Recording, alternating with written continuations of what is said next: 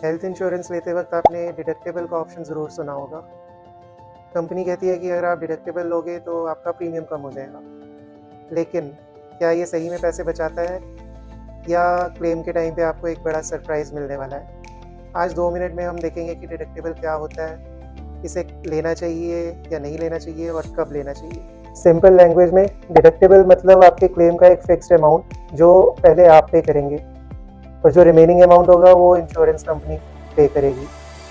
जैसे मान लीजिए फॉर एग्जांपल आपने 50,000 का डिडक्टिबल ऐड किया हुआ है एंड लेट्स सपोज कि आपका क्लेम आता है 3 लाख का, तो 3 लाख में से 50,000 आपको अपनी पॉकेट से देने होंगे और बाकी का 2.5 लाख इंश्योरेंस कंपनी पे करेगी। बट एक और एग्जांपल लेते हैं, अगर आपका क्लेम अमाउंट आता है सपोज 40,000, आपने 50,000 का डिडक्टिबल लिया हुआ है और क्लेम अमाउंट आता है 40,000, तो वो 40,000 आपको अपनी पॉकेट से पे करने पड़ेंगे एंड क्लेम कंपनी नहीं देगी इस केस में।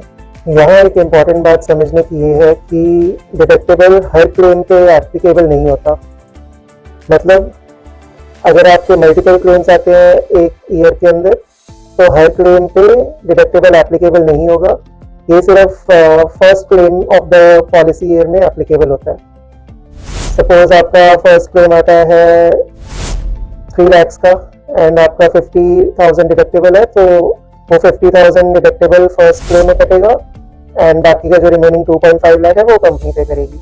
अब उसी फाइनेंशियल ईयर में आपका एक और क्लेम आ जाता है लेट्स से 5 लाख का, तो 5 लाख पूरे कंपनी पे करेगी, आपको अपनी पॉकेट से कुछ नहीं देना क्योंकि deductible amount already first claim में कट चुका है। बट नेक्स्ट ईयर ऑनवर्ड जब आप पॉलिसी रिन्यू करते हो तो आपका जो डिडक्टिबल अमाउंट है वो दोबारा से रीसेट हो जाता है। मतलब नेक्स्ट ईयर के भी फर्स्ट क्लेम पे आपको डिडक्टिबल अमाउंट बेयर खुद करना पड़ेगा and remaining claim amount company पे करेगी। अब बात करते हैं डिडक्टिबल के फ़ायदों की।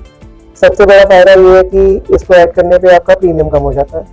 अगर आप एक कॉर्पोरेट एम्प्लॉई है और आपकी पहले से एक कॉर्पोरेट इंश्योरेंस चल रही है, सपोज 5 लाख की आपकी इंश्योरेंस चल रही है ऑलरेडी कॉर्पोरेट में, तो आपके लिए एक ये स्मार्ट ऑप्शन बन जाता है कि आप डिडक्टिबल के साथ पॉलिसी लें, जिसमें कि 5 लाख का डिडक्टिबल ऐड करने के बाद प्रीमियम में काफ़ी कमी आ जाती है। दूसरा, अगर आपके पास एक अच्छा खासा इमरजेंसी फंड अवेलेबल है जो कि आप यूज़ कर सकते हैं अपने इमरजेंसी में, तो आप डिडक्टिबल अमाउंट के साथ जा सकते हैं। लेकिन डिडक्टिबल हर किसी के लिए स्मार्ट चॉइस नहीं है। अगर आप के पास इमरजेंसी फंड नहीं है या आप फ्रीक्वेंटली हॉस्पिटल विजिट्स करते हैं तो आपका डिडक्टिबल अमाउंट आपके लिए एक फाइनेंशियल बर्डन बन सकता है। कुछ लोग सिर्फ प्रीमियम देखकर ही डिडक्टिबल ऑप्शन चूज कर लेते हैं, लेकिन बाद में जब क्लेम आता है तो उनको 25,000 या 50,000 या जितना भी डिडक्टिबल उन्होंने रखा हुआ है वो उनको अपनी पॉकेट से पे करना पड़ता है, जो कि एक फाइनेंशियल बर्डन बन जाता है फिर से। तो सिर्फ कम प्रीमियम देख के आप डिडक्टिबल का ऑप्शन चूज मत कीजिए। एक वेल इन्फॉर्म्ड और अपनी फाइनेंशियल सिचुएशन देखकर ही डिडक्टिबल चूज करना चाहिए। मेरी एडवाइस ये है कि अगर आप हेल्थ इंश्योरेंस में डिडक्टिबल ऐड कर रहे हैं तो पहले आप इंश्योर कीजिए कि उतना अमाउंट आप किसी भी इमरजेंसी में इजीली अरेंज कर पाएंगे। हेल्थ इंश्योरेंस का पर्पस सिर्फ प्रीमियम बचाना नहीं बल्कि मेडिकल इमरजेंसी में फाइनेंशियल स्ट्रेस को कम करना है।